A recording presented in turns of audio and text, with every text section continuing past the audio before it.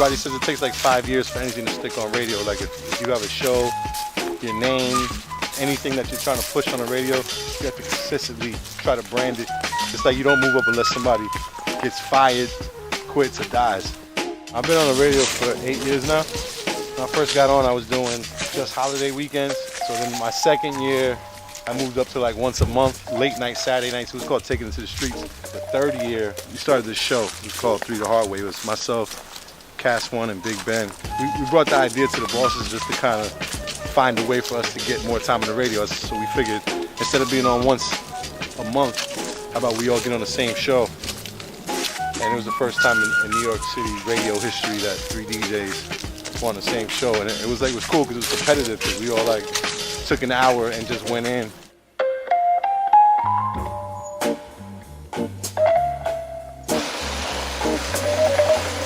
Basement's a fucking mess, so don't mind the basement.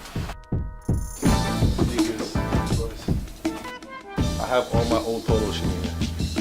Crazy shit. It's like the wetsuit joints. Yeah. We used to call it the scuba. This one got ruined. Like, oh no, I'm gonna cry. The healing show was I had the hoodie too somewhere. When the USA shit first came out, this was the first one that came out with the half zip. Remember these bags? Oh, I used to go to like Unique or something. Yeah, Unique Warehouse. Where'd you see what's in it though? Colossus. Wonder Woman. Yosemite Sam. Some part of G.I. Joe's legs. I like toys. I'm a little bit of a geek, man. Now this is gonna fuck you up. This Bat Duck. Dave Winfield. Blue Rainbow lost his mask. It's a He-Man figure. Oh shit. Yeah. Oh my God. Stevie Wonder. Ribbon in the Sky. This is pretty much my whole 45 collection. I have my DJ set up. I don't even fucking use it because I DJ every night. So why would I come home and DJ? Onyx. Fucking Too Short. There's some naked chicks. Rock Seal Smooth. Shake the Block. There's a person painted me. And that's an old picture of me and Flex that somebody painted. This is some party in Belgium in 2005. And they had these all over the city. This is like when Rick Ross first came out. Fab, Swiss Beats, LL. Yes. How you doing? How you doing? The new one I like is I always forget to take these off the fucking windshield. Like flyers from every club on my fucking windshield. for like a month. They're like magic. I can't even get them all out. I got carjacked down this street right here, 18th Really? Avenue, when I was, my first car when I was like 18. They knew that I parked there. It was just like, go back to your car. I didn't want to let it go, so he fucking gun butted me. Belly. You watch Belly? Yes, of course. Remember when Method Man was in a strip club and got shot Yes. running across the street?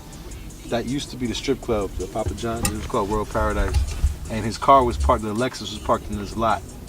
And he ran across to get to the car, and you could see the Sunoco, make a left turn. You could see this, well, now it's a Delta, but you could see the Sunoco. Next time you watch Belly, remember that scene, and you would see this gas station, but it was a Sunoco.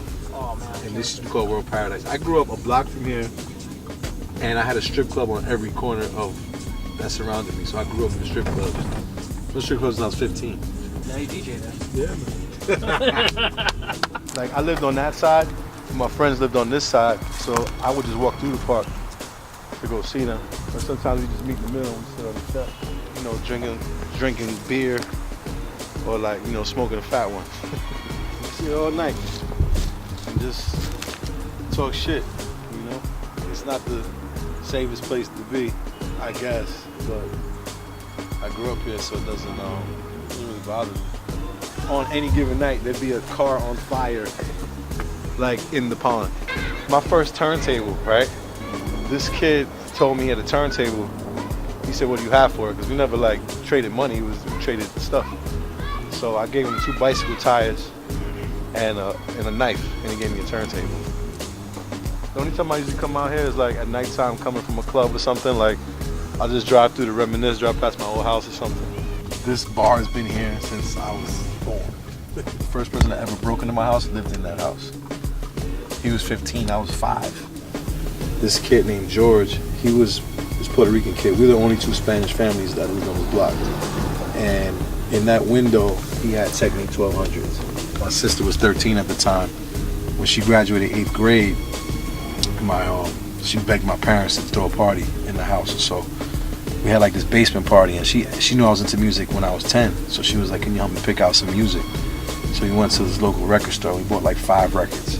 We played the records, and like for some of her friends, but then more and more friends came, and more friends came, where it became like a party. The kid George, they would call him Bass. He came over. He's like, you don't have a DJ? And we were like, no. What do you mean? Like, the only thing I knew of a DJ was like on television. Like, I didn't know that they could exist off of television. So he's like, I'll be right back. So he brings this speaker, this 15-inch woofer in a box, and a tape deck with all this graffiti on the cassettes, and it said Bass mixtape, whatever. So he played the cassette, and him and his boys are just like this the whole time, like on the speaker, like, yeah, fresh, right? And all the girls like loved them, and I was like, I want to be a DJ. I was like 10 years old, man. Like, I wanted to be a DJ. I think it's gonna be my career though. Like, I just want to do it because it was fun.